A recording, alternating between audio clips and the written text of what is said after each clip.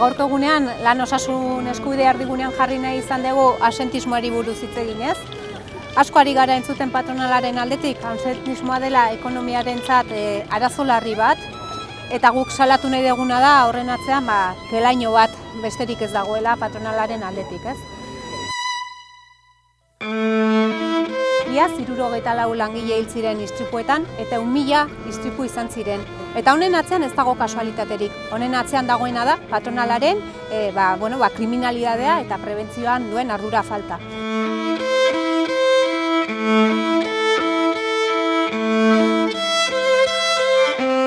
Eta honen aurrean iruditzen zaigu Gasteizko gobernuak eta baita ere Iruñako gobernuak ezin dutela beste aldera begiratu, ez? Ezin dutela patronalaren tesi hauek besarkatzen jarraitu.